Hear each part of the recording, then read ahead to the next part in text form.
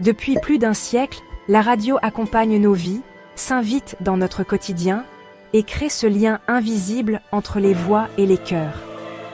Média influent, accessible à tous, la radio se distingue par sa proximité. Elle traverse les frontières, les générations et parfois même les tempêtes.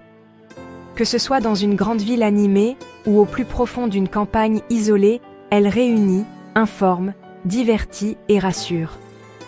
Aujourd'hui, je vous propose un voyage fascinant à travers l'univers de la radio, de ses balbutiements scientifiques à sa formidable révolution numérique.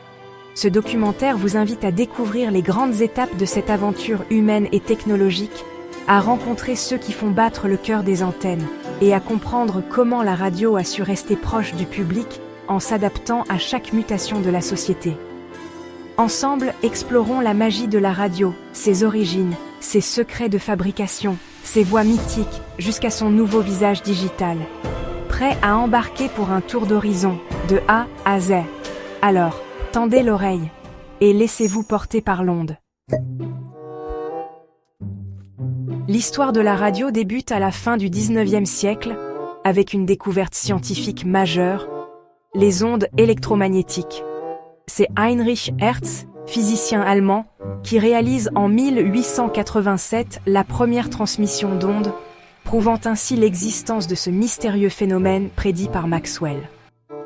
Quelques années plus tard, un jeune Italien, Guglielmo Marconi, s'empare de ses découvertes pour franchir un nouveau cap. Il parvient, après de multiples essais, à transmettre un signal sans fil sur plusieurs kilomètres.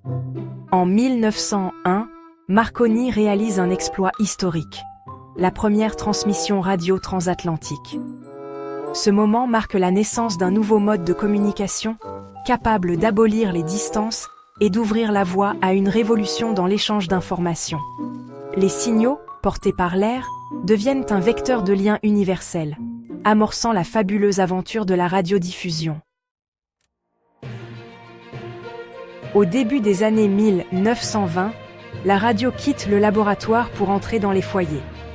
Aux États-Unis, la station KDKA à Pittsburgh diffuse, en 1920, les résultats de l'élection présidentielle, un événement fondateur.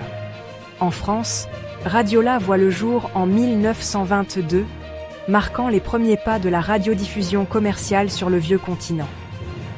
Très vite, les voix et les sons s'invitent dans le quotidien des familles, transformant la radio en un spectacle vivant.